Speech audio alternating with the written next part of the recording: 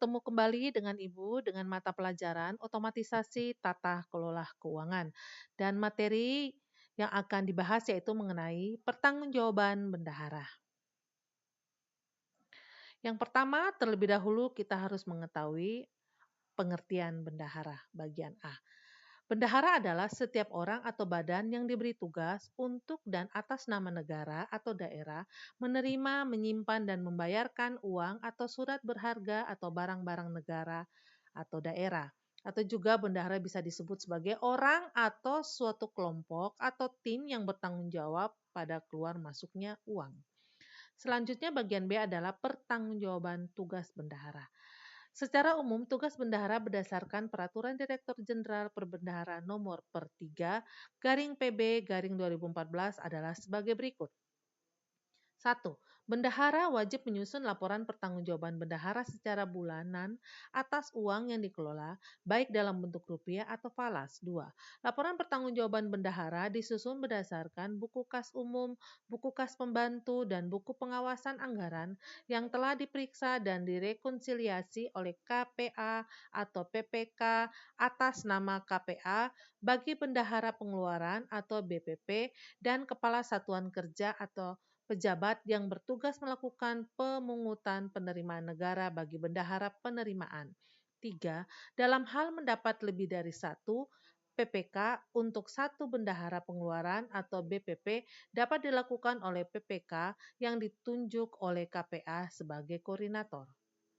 Selanjutnya, pertanggungjawaban bendahara terbagi atas dua, yaitu pertanggungjawaban bendahara penerimaan dan pertanggungjawaban bendahara pengeluaran. A. Pengertian bendahara penerimaan adalah orang ditunjuk untuk menerima, menyimpan, menyetor, menata usahakan, dan mempertanggungjawabkan uang untuk keperluan belanja negara dalam pelaksanaan APBN pada kantor atau satuan kerja Kementerian Negara atau lembaga. B. Tanggung jawab bendahara penerimaan pada SKPD. 1. Mempertanggungjawabkan secara administrasi atas pengelolaan uang yang menjadi tanggung jawabnya kepada pengguna anggaran atau kuasa pengguna melalui PPK SKPD paling lambat tanggal 10 bulan berikutnya. 2. Pertanggungjawaban secara fungsional atas pengelolaan uang yang menjadi tanggung jawabnya dilakukan dengan menyampaikan laporan pertanggungjawaban penerimaan PPKD selaku bendahara umum daerah paling lambat 10 bulan berikutnya. Bagian C adalah laporan pertanggungjawaban bendahara penerimaan harus melampirkan 1. Daftar perincian saldo rekening yang dikelola bendahara pengeluaran. 2. Rekening koran dari bank. 3. Berita acara pemeriksaan kas dan rekonsiliasi. 4. Konfirmasi penerimaan negara yang diterbitkan oleh Kantor Pelayanan Perbendaharaan Negara. Selanjutnya, 2. Pertanggungjawaban bendahara pengeluaran. A. Pengertian bendahara pengeluaran. Orang yang ditunjuk untuk menerima, menyimpan, membayarkan, menata usahakan, dan mempertanggungjawabkan uang untuk keperluan belanja negara dalam pelaksanaan APBD pada kantor atau satuan kerja Kementerian Negara atau lembaga. B. Pertanggungjawaban penggunaan dana. 1.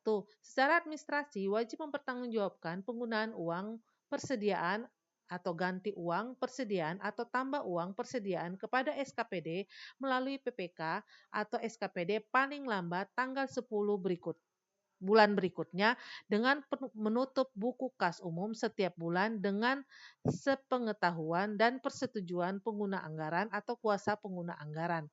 Pertanggungjawaban disampaikan pada akhir tahun paling lambat 31 Desember. 2. Secara fungsional, pengelolaan uang yang dilakukan menjadi tanggung jawab dengan menyampaikan laporan pertanggungjawaban pengeluaran kepada PPKD selaku bendahara umum daerah paling lambat tanggal 10 bulan berikutnya. Bagian C, laporan pertanggungjawaban bendahara pengeluaran melampirkan 1. Daftar perincian saldo rekening yang dikelola bendahara pengeluaran. 2. Rekening koran. 3. Berita acara pemeriksaan kas dan rekonsolidasi. 4. Konfirmasi penerimaan negara yang diterbitkan oleh Kantor Pelayanan Bendahara Negara. Selanjutnya, istilah dalam pertanggungjawaban bendahara yang tadi kita bahas di depan adalah sebagai berikut. 1. KPA adalah kuasa pengguna anggaran. PPK, Pejabat Pembuat Anggaran.